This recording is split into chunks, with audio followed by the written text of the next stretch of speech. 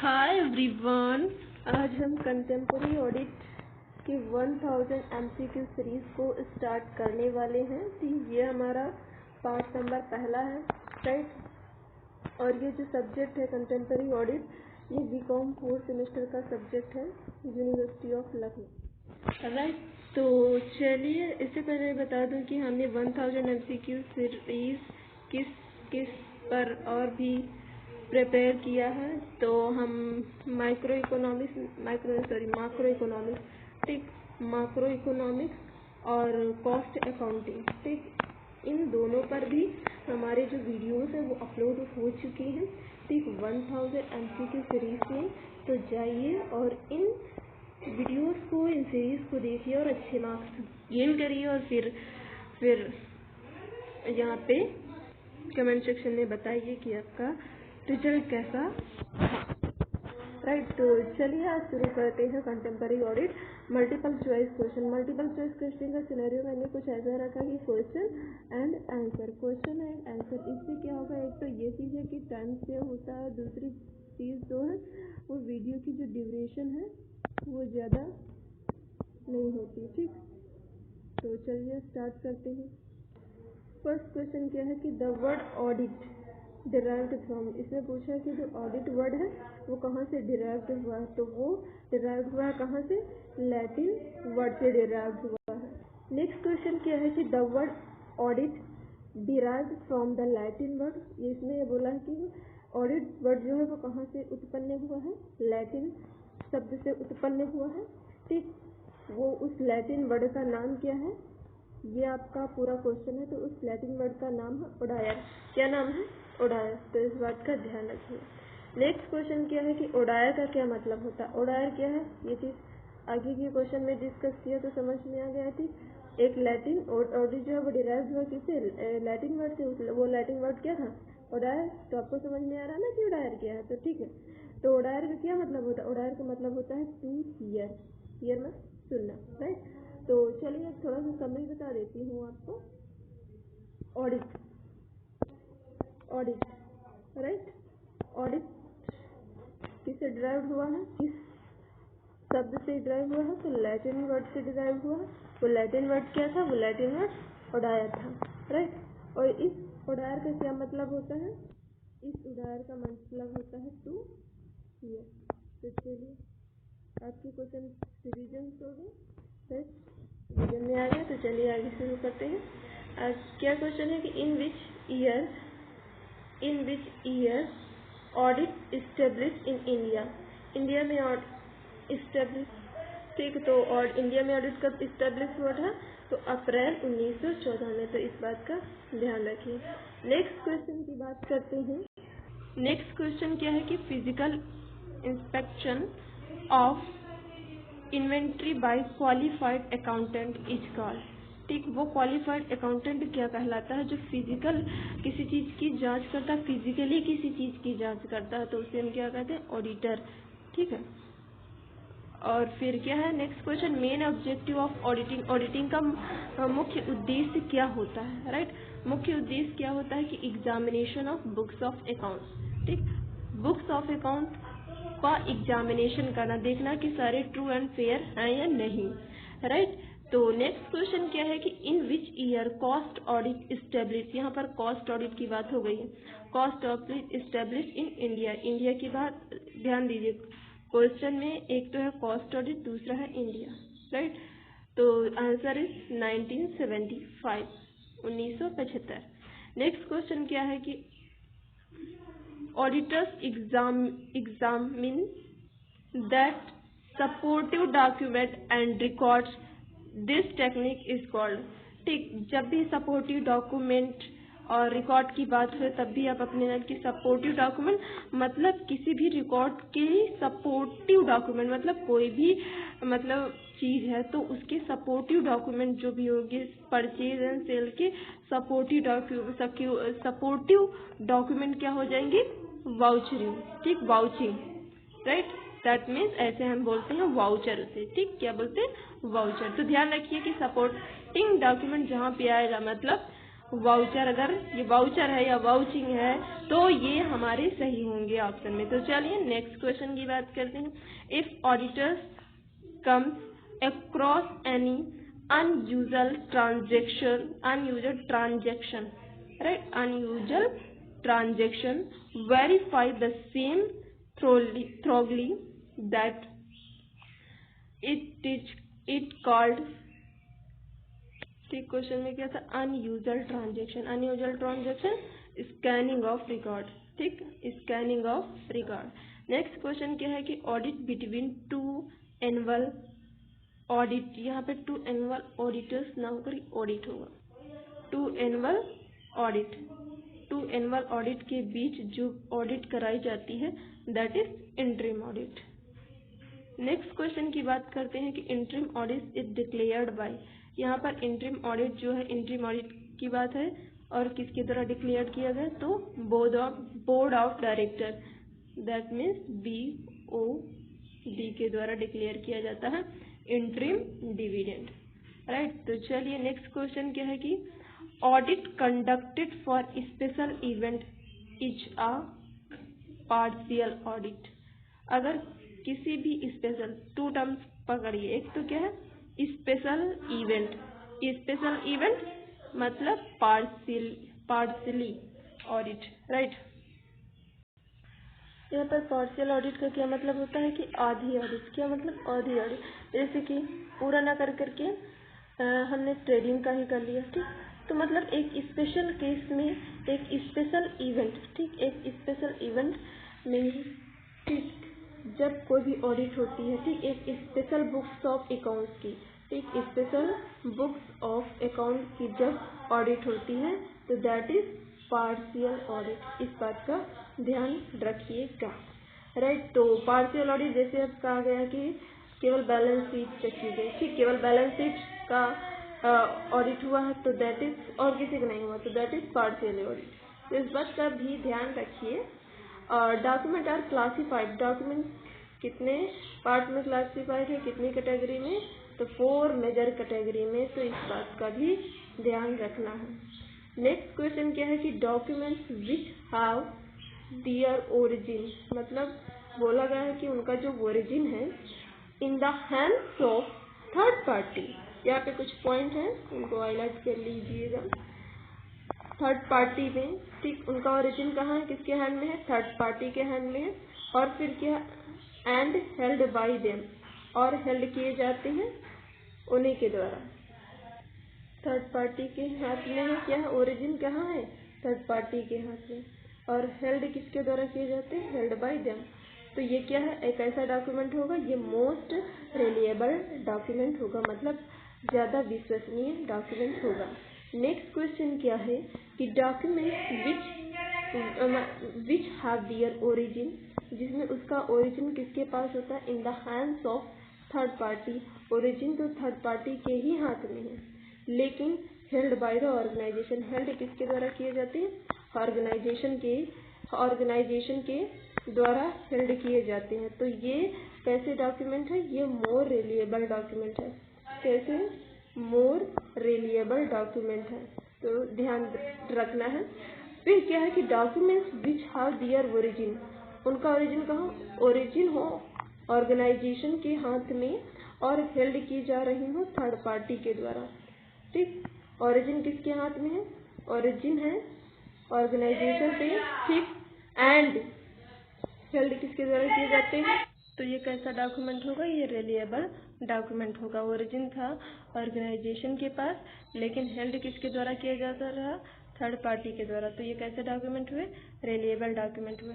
फिर next question क्या है कि document which have their origin किसके हाथ में? इस बात को ध्यान देना। ओरिजिन कहाँ? In the hands of organisation. किसके हाथ में है? ओरिजिन ऑर्गेनाइजेशन के हाथ में, और हेल्ड भी किए जाते हैं ऑर्गेनाइजेशन के द्वारा। दोनों चीज़ भी ऑर्गेनाइजेशन की हो गई, राइट। तो कैसा डॉक्यूमेंट होगा? रिलायबल डॉक्यूमेंट होगा इफ, क्या बोला गया है? डॉक्यूमेंट रिलायबल होगा इफ इंटरनल कंट्रोल इफेक्टिव। अगर इंटरनल कंट्रोल इफेक्टिव है तो ये डॉक्यूमेंट कैसा माना जाएगा? रिलायबल डॉक्यूमेंट माना जाएगा। नेक्स्ट क्वेश्चन क्या है कि evaluated various management function and process is called। क्या बोला है कि इवेल्यूट करना वेरियस मैनेजमेंट के फंक्शंस और प्रोसेस को, ये कौन सी ऑडिट है? तो दैट इज मैनेजमेंट ऑडिट। क्या पकड़िए? पहला तो मैनेजमेंट पकड़िए, ठीक। एक तो इवेल्यूट और मैनेजमेंट दोनों किससे रिलेट करती है, राइट।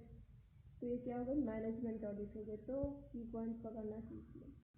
नेक्स्ट क्वेश्चन क्या है कि audit is compulsory. Audit is compulsory किस सेक्शन के अंदर है? Section 44AB। Most important question है, तो इसको ध्यान रखिए।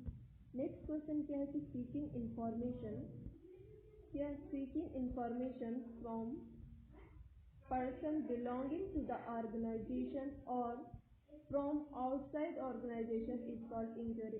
ठीक, कोई चीज़ की जब हम इंक्वायरी करते हैं तो ठीक है, हम ऑर्गेनाइजेशन के भी लोगों से पूछते हैं, राइट, और आउटसाइड ऑर्गेनाइजेशन से भी पूछते हैं, राइट, क्योंकि हम दोनों से पूछे, देखिए क्या डिफरेंस आ रहा है, फिर अपने आप से बता दें कि क्या बात जो है वो सच है, जो आउटसाइड वाले जो कह रहे हैं वो सही है, या फिर जो ऑर्गेनाइजेशन वाले कह रहे हैं वो सही है।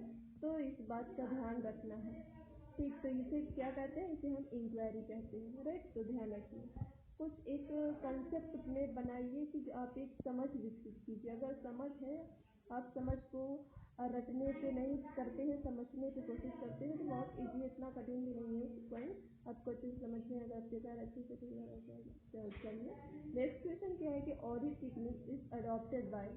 ऑडिट टेक्निक, ऑडिट के बाद जो ऑडिट करेगा वही अडॉप्ट करेगा, तो ऑडिटर, राइट। नेक्स्ट क्वेश्चन क्या है कि a few transaction selected at random from a large number of transaction. ठीक, कोई लार्ज नंबर ऑफ ट्रांजेक्शन, उससे कुछ ट्रांजेक्शन, क्या बोला है? फ्यू ट्रांजेक्शन सेलेक्ट किए जा रहे हैं, फ्यू ट्रांजेक्शन सेलेक्ट किए जाते हैं लार्ज ट्रांजेक्शन से, तो क्या हो जाएगा? Test checking. ठीक, ये बहुत सारे हैं, ठीक, इनमें से क्या करना है? कुछ को सिलेक्ट करना है, तो ये क्या हो गई? टेस्ट चेकिंग हो गई। क्या हो गई? Test checking. आई होप कि टेस्ट चेकिंग आप कभी भूलेंगे, राइट। तो चलिए नेक्स्ट क्वेश्चन क्या है कि valuable part of internal control. Internal control का तो क्या क्वेश्चन था कि वैल्यूएबल पार्ट किसका? इंटरनल कंट्रोल का। तो क्या है valuable part? That is internal check, right.